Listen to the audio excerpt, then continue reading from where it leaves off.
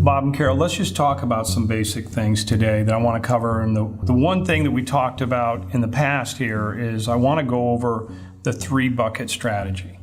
And what that means is let's take your money and whatever kind of investments you have, whatever type of programs you want, you really could divide your money into 3 categories, or what we'll call buckets. The first is what we would call rainy day bucket. And this is, years ago, I used to call it a put and take. You put it in today, what do you do down the road? You take it out, okay? This is gonna be money that is gonna be safe money. This is gonna be money that is liquid money. And this is going to be money that is low interest rates, okay? Whatever interest rates are doing, this is gonna be the lowest on the scale. Typically, this is gonna be checking, savings, Christmas club, those types of accounts. You're really not gonna make a lot of money in here. This is just a modified version of what they used 150 years ago, the mason jar.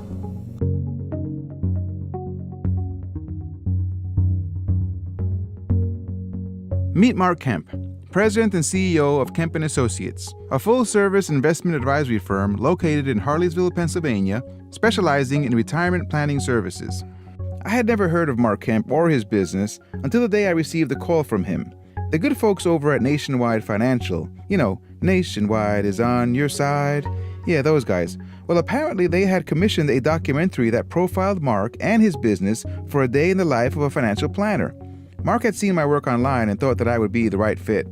The plan was to spend a few days at his business in Harleysville, Pennsylvania, and then fly to Columbus, Ohio, where Mark had been invited to share his philosophy on financial planning with over 150 agents at the Nationwide Financial home office. Now, as a documentary filmmaker, I'm rather skeptical. Based on the media's criticism of the financial industry's lack of proper regulation and oversight, it appears to be an industry infamous not only for undisclosed fees, but where commissions always seem to take precedent over the client's best interest. So I wondered, what would make Mark Kemp any different? I was about to spend 3 days with him to find out. Our first stop was Mark's business, Kemp & Associates. There I had arranged to sit down and chat with several of Mark's key employees to get an understanding of the company culture. It was time to start turning over a few stones. I went to school to be a Baptist minister. Could I look any more Baptist? Oh my goodness, okay. Baptist minister or a math teacher. I should have been an FBI agent. So you can't be more paranoid than me. You can take it as a challenge, but I'm an open book, and I'm always thinking, it's perfect for Philadelphia, right? Okay, the land of brotherly love. What's the catch? What's the hustle? Are you trying to rip me off?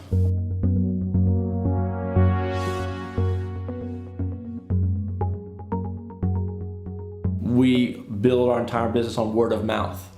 And the only way that succeeds is if you consistently do right by the client. If you're relying on that client to be your advertising for the next client, then if you don't have a track record that demonstrates that you are always going to follow through with what you say you're going to do, and you're always doing right by the client, that model falls apart.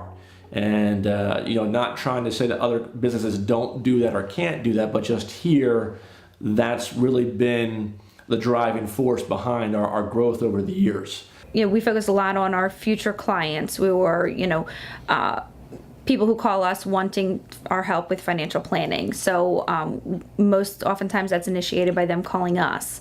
So I'm the one who answers the phone, so I'm that person who takes that phone call. And I kind of explain a little bit about what we do, set their expectations for their first meeting, explain a little bit about what happens and what Mark will go over, and then I'm the one who they meet when they first come in. So it's nice for them to be able to put an immediate face with the name, they say, oh, Melissa, okay, and they feel like, in our conversations, they've already gotten to know me a little bit, and then, they kind of feel at ease when they come into the office. So what would happen if a client comes in and say they meet with Mark and Todd, they go over the process, and they leave here thinking, okay, yeah, this is the right thing for me, but then lots of times they'll have follow-up questions. They'll go home and be like, wait a minute, did I really understand what this product does for me, how the investment's going to work? So they'll call into the office and I'll walk them through that. I'll explain the product to them and how it works, how it benefits them, what their options are for income, and just to make sure they're completely comfortable. We always tell people you don't want to make a move unless you're 100% comfortable. If you're not sure, then just don't do it. But that's why we're here, to make sure they have a full understanding of the investments they're going into. Let's go through what we're going to be doing today. Is we're going to be doing the customer service process. This is something we've done very well, we've done for years, but what we're going to be doing today is brainstorming on actually articulating all this. So as we're going through, I need your input. I need you to say what you're thinking. But normally what happens, okay, someone calls, a future client calls, right? Okay, then what happens? I was in the mortgage business for 30 years. When the mortgage business started to go under, they closed down where I worked, and then it all came together as far as coming to work for Kemp & Associates. And after working here for almost 4 years, I really wish I would have worked for Mark much sooner. You're just a number with the big company. I feel working here, we're a family, and I think that all starts with Mark. When I started here, there were only about, 7 of us that worked in the office, and we've grown in the past 6.5 years to where we're at right now. I like it a lot better working in a smaller office. You feel much more like a family. Where you're in a bigger company, there's set procedures and there's a certain chain of command that you need to go through, and your ideas aren't always heard. But Mark is very open to hearing everybody's ideas and wants their input. He values that. So it really is nice to have that. You know, Mark says that we have this Team Kemp, and that's what it is. We all have a hand in it, and we all like to shoot for the common goal. And but I feel very fortunate. I feel like I'm stumbled into the greatest thing that I have going on right now. It's a valuable place to be. This is a family, and I have no plans on going anywhere else. I didn't have it perfectly mapped out, but I started saying, what if? What if I could build an office where I do a great job, and we have people that come and see us, that want to see us, 9 to 5, Monday through Friday, and people would just tell me, oh, this is never going to happen. And so I started laying out goals and saying, okay, if I could help people, the money will come. The compensation will come. If I could help people, what does that look like? And I wish I could say that I'd always had the attitude of lining up with my Christian beliefs of impacting people's lives long term.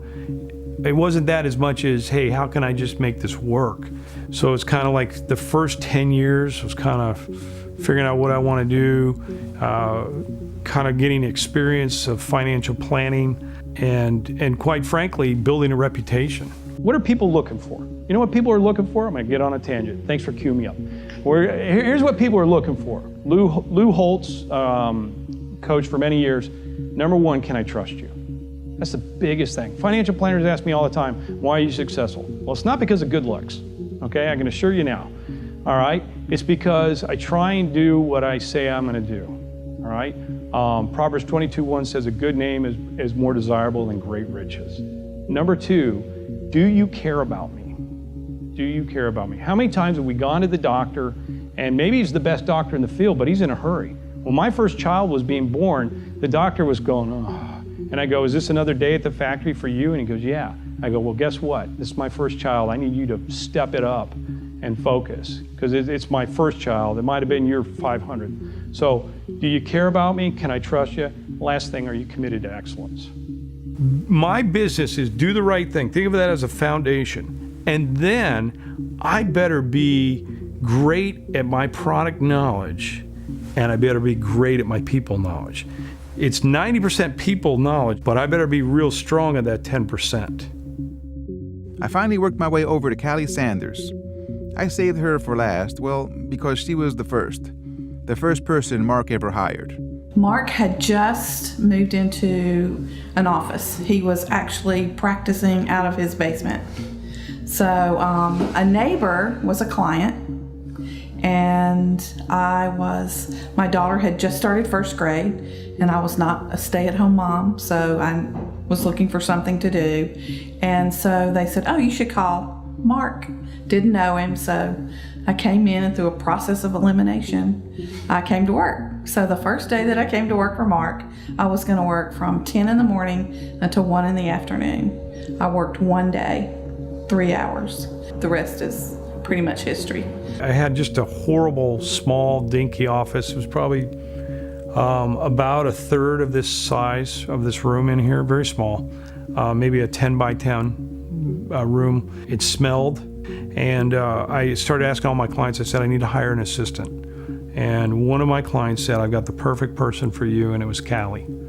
And from that office, we rolled out Kemp & Associates. He was a real go-getter. He only met clients at their homes because we had a little tiny office space. So he pretty much lived like a vampire. He would see people at night. So and he worked relentlessly.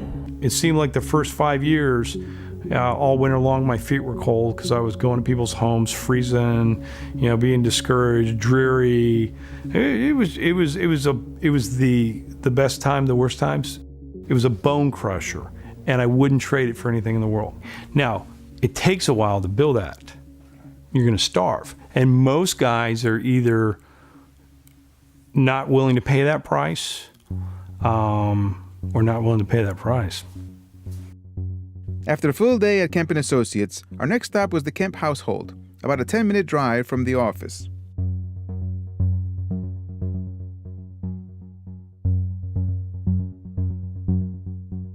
When we arrived, I was introduced to Mark's wife, Shelley, who he started dating while still in college. I then met their very well-behaved kids, Ty, Zach, and Caroline, the youngest of the three. Since I was going to be busy interviewing Mark and Shelley, they invited their family friend Deb Liata over to make a home-cooked meal for us. A nice touch.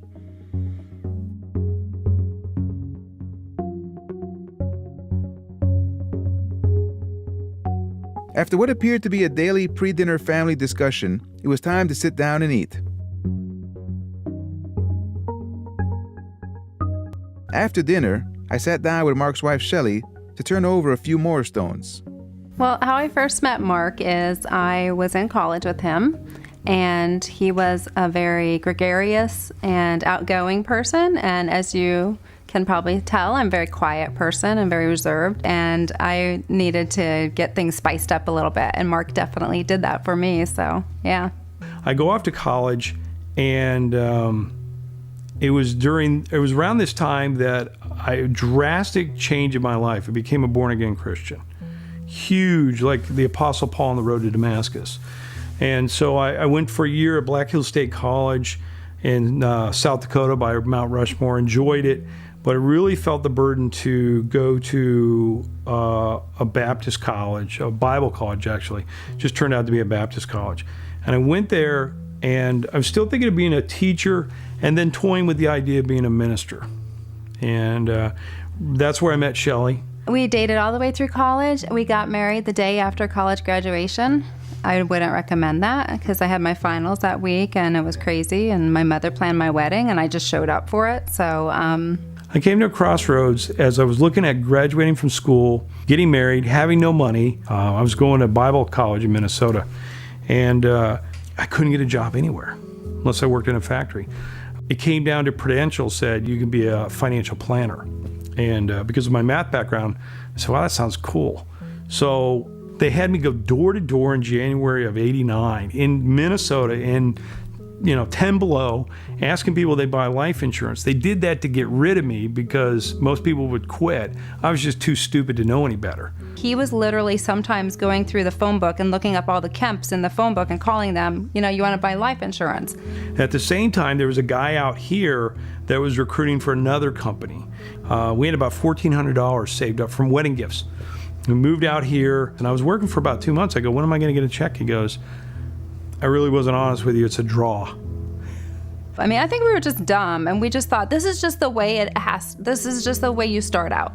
You don't question it. I didn't question it too much. I think we're just stupid, It took about 5 years to just barely squeak out a living and build traction.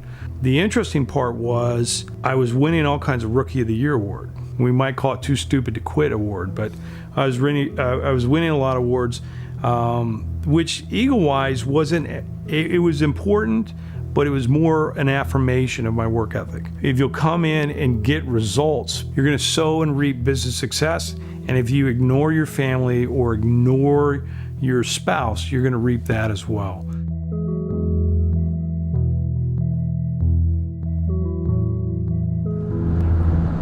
Well, right now what we're doing is we're leaving the northwest suburb of Philadelphia. We're going to Philadelphia International, and we're flying to beautiful Columbus, Ohio. In the last couple of years, there's been a retirement plan program that Nationwide Insurance has had, and they've got a product that we used quite a bit last year for clients when it was appropriate. In fact, we were the #1 independent financial planning group in the nation with them, and so they were gracious enough to invite both you and I to beautiful Columbus, Ohio, and have me speak for a day and talk about our secrets, if you will, our processes and our views. Also, they wanted to have a documentary done on us, the day in the life of a financial planner.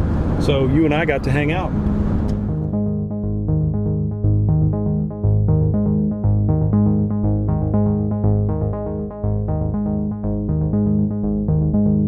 My paternal grandmother had an incredible work ethic, and whether it was by design or by accident, she indoctrinated me with stories of having to struggle.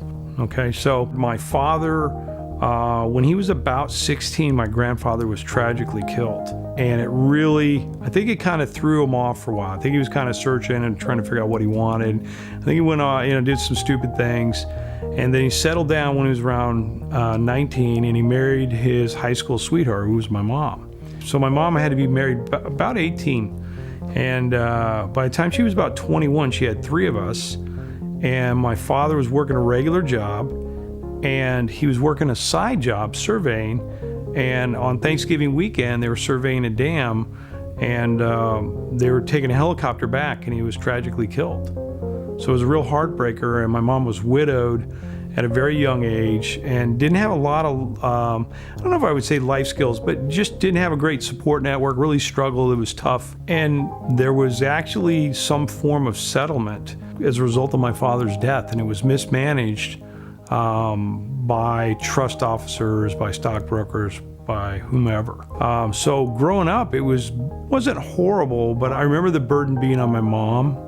I remember having a single mom having to work all the time. I do remember money always being tight, and it was just she really had to grind it out.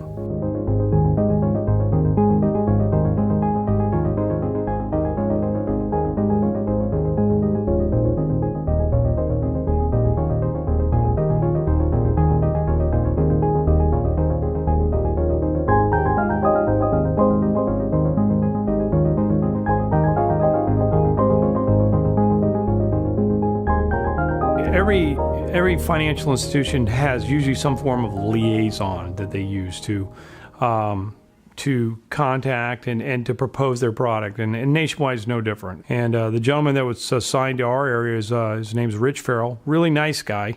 What we liked about Rich was the fact that from day one we took him through what we show clients, our logical financial process, and he immediately latched onto that and started saying, these are the areas where we think our products could help you and be beneficial. And frankly, here's the areas where we're not the right fit. It's not one size fits all, and everything is offered by one institution only. And so very impressed by that, and as well as wanting to know more about how they could best service our existing clients with their products. It was about a year and a half ago now. Went up to Mark's office. We sat down. Mark made a point of going through his client presentation and how he does business. So I understood my position, how I could best benefit him. And then I had the opportunity to bring Tim Long, our national sales manager, up to see Mark, and we spent about an hour and a half together. What came out of that meeting were some great things where we coordinated with Mark some initiatives, some business initiatives that he could take advantage of within Nationwide to bring him out to Columbus and give him not only a tour of the facilities, but give him the ability to speak with some of our top management, some of our decision makers at Nationwide, to be able to get a sense of not only what we're about, but perhaps how Mark could help Nationwide even improve the financial advisor experience. A little bit of a background. We try and do full financial planning, holistic financial planning. It sounds corny in today's environment. That's what we do when people walk in, is I'm looking at the end of the day, how can I help these people? Where Nationwide comes in is Nationwide currently offers some great products. But you have some wonderful products out there today. You don't see across the board. This is a great time to be in the business. This is a great time to work for a company like Nationwide and have those kind of products. I thoroughly enjoy speaking because the way I'm wired is it really is a type of almost teaching or educating, and very enthusiastic when I teach. It's my passion. My rule of thumb is if you ask me to do something, as long as it's not illegal, unethical, or impossible, okay, I can't make you rich, that's the lottery, all right? But if you got a problem and I can legitimately solve it, I'm gonna solve it, even to the detriment of profitability. That's what I do. I get paid to solve problems in a very simplistic manner and help them look at inefficiencies in their overall, not just their retirement plan, in their overall financial plan, okay? Because why? You can't buy great PR, but if you take care of people, again, do it. Can I trust you? You care about me? Committed to excellence. If I convey that in great customer service, the referrals will come. If you're gonna work in the customer service business, then why don't you practice going the extra mile? We had an Aunt Myrtle growing up, and I always say to people, if it was your Aunt Myrtle, your favorite relative, what would you do? So it's not only my standard for living, my creed is to do the right thing, but one of the spin-offs that most people don't get is it's good business.